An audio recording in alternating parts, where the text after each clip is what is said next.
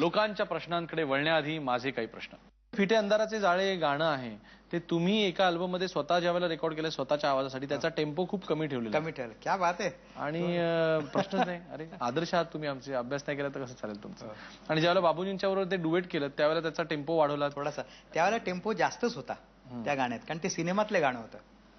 मग आधी सिनेमातलं रेकॉर्ड झालं मग तुम्ही अल्बम मध्ये कमी टेम्पो करून. कारण सिनेमातलं गाणं झालं रेकॉर्ड 81 मध्ये आणि मी ह्या अल्बम केला 89 मध्ये. त्यामुळे मी थोडा टेम्पो कमी ठेवला. मग का कमी टेम्पो केला. मला असं वाटलं की थोडासा एकटा मी गाणार होतो त्याच्यात आशाबाई गायल्यात बाबूजींबरोबर आणि ते सिनेमातलं गाणं असल्यामुळे थोडं त्याला नेहमी जनरली सिनेमातली गाण्यांचं एक ट्रेंड असतो की थोडी फास्ट हवी त्यामुळे तो फास्ट आणि म्हणून मी थोडंसं शब्दांसाठी म्हणून थोडंसं कमी केलं होतं त्याच्यात. हेच कारण होतं दुसरं काही.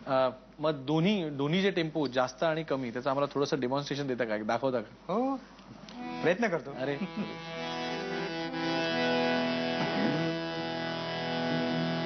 बाबूजी आणि आशाबाई गायला ते फिटे अंधाराचे जाळे झाले मोकळे आकाश दरी खोऱ्यातून वाहे प्रकाश प्रकाश फिटे अंधाराचे जाळे झाले मोकळे आकाश. आणि मी काय केलं फिटे अंधाराचे जाळे झाले मोकळे दरी खोऱ्यातून वाहे प्रकाश प्रकाश फिटे अंधाराचे जाळे झाले मोकळे आकाश. तुम्ही फार पूर्वीपासून परदेशात कार्यक्रम करत आलेला आहात. किती झालेत भारताबाहेर कार्यक्रम असे किती झाले असतील. फार झाले नाहीयेत परंतु गेल्या वर्षी माझे कार्यक्रम त्याच्या आधी अमेरिकेत काही झाले होते म्हणजे काही वर्षापूर्वी अमेरिकेत नंतर शारजा वगैरे ठिकाणी. काय अनुभव असतो तिथे. अप्रतिम. सगळीकडे अप्रतिम अनुभव असतो आणि लोक आसुसलेले असतात बघायला. आणि आपली मराठी मंडळी मुख्य म्हणजे मराठी मंडळी काही बाबूजींची गाणी आणि काही माझी गाणी असं करतो परंतु इतका प्रतिसाद. मी तुम्हाला एक सांगतो की मी एका कार्यक्रम माझा पोर्टलँडला झाला होता कार्यक्रम त्यावेळेला शेवटी अभंग म्हटला मी येईयो विठ्ठले तर एक ग्रहस्थ तिथनं शेवटून असे अक्षरशः वारकरी कसे नाचतात तसं नाचत नाचत येऊन तिथे त्यांनी दंग झाले होते. हा अनुभव फार महत्वाचा. तुम्ही देखील हिंदी ज्यावेळेला चित्रपट सृष्टीमध्ये काम करता तेव्हा मराठी आणि हिंदी मधला फरक काय जाणवतो. तिकडचं काय चांगलं जाणवतं जे आपण शिकायला हवं.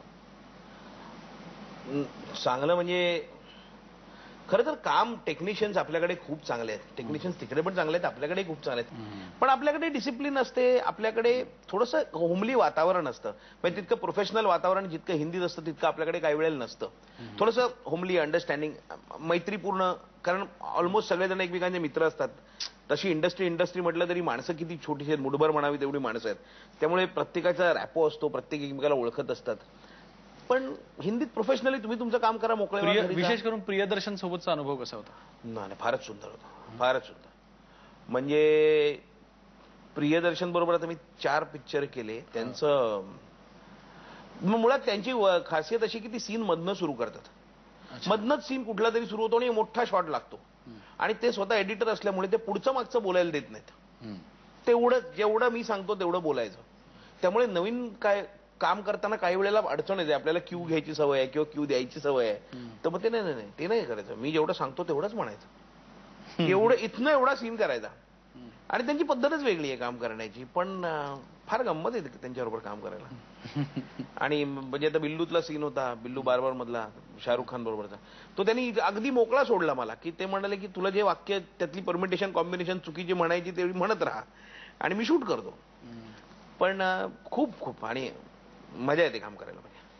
आणि आता वेळ झाली ती लोकांच्या प्रश्नांची. लोक हो. माझा प्रश्न अतुलजींना आहे की तुमच्या मिसेस खूप सुंदर नृत्य करतात तर तुम्ही तुमच्या तालावर त्यांना कधी नाचवता का. माझा नृत्याशी काय संबंध नाही. मी तालावर कुठला नाचवणार. मी तालावर नाचवलो तर बेताल होईल नाचायला. ती स्वतः कोरिओग्राफर आहे आणि ती स्वतः नाचते त्यामुळे तिचं तीच नाचते. मला काही त्रास देत नाही ती. पुढचा प्रश्न. मी श्रीधरजींना एक छोटीशी विनंती करते. बाबूजींचं जाळीमंदी पिकली करवंद ही लावणी तुम्ही आम्हाला ऐकवाल का? भरवनात बसली तळून सावली गुर,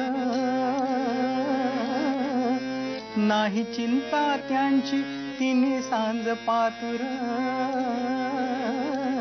चला दोघ मिळून चढू टेकडीवर, चढता चढता धरा हात की वाट नसे रुंद. जाळी मंदी पिकली करवंद, जाळी मंदी पिकली करवंद.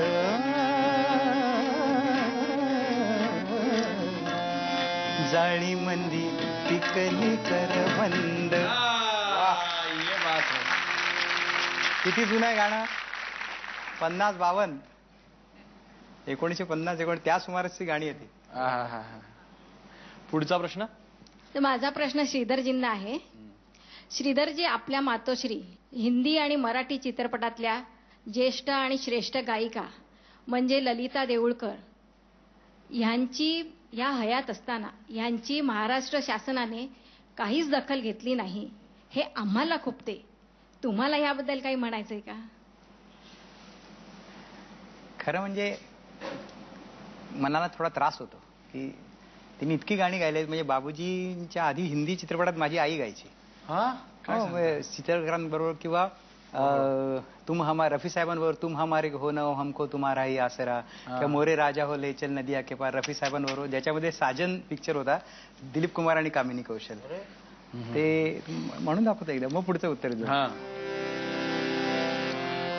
मोरे राजा हो ले चल नदिया के पार, मोरे रानी हो ले चल नदिया के पार.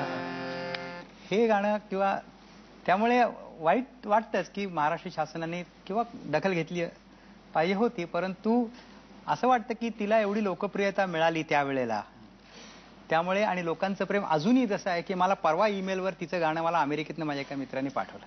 काय जुनं गाणं 1947 मधलं गाणं. त्यामुळे अजून सरकारला त्याच्याबद्दल काही वाटलं नसलं तरी लोकांच्या मनात ती आहेच. त्यामुळे पुढचा प्रश्न. माझा प्रश्न अतुलजींना आहे.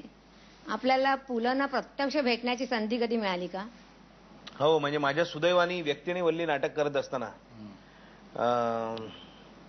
पुलंना भेटण्याची संधी मिळाली आणि पुलंनी इनफॅक्ट नाटक ते बघितलं. त्यांना मी पुलंची भूमिका करत होतो, त्यामुळे आणखी जबाबदारी होती आणि ते समोर बसले होते. तर त्यांनी ते समोरून बघितलं नाटक आणि त्यांनी आशीर्वाद दिला. म्हणजे त्याच्यापेक्षा आणि काय पाहिजे. म्हणजे मी तेच म्हटलं की मला बायोडेटामध्ये मला काहीही लिहिता आलं नाही तरी चालेल, मी एक लिहू शकतो की व्यक्ती आणि वल्लीमध्ये पु ल देशपांड्यांचं काम केलंय. आय थिंक ते खूप आहे. खूप म्हणजे त्यांनी बघायची संधी आणि त्यांनी अर्थात त्यांनी सांगितलेली गोष्ट तर फारच मला माझ्यासाठी नट म्हणून आणखी महत्वाची होती की ते म्हणाले की तू तर मी काम केलं असतं तर मी बहुधा असंच काम केलं असतं. आणि दुसरं म्हणजे तुझ्याकडे बघून मला सतीशची आठवण येते.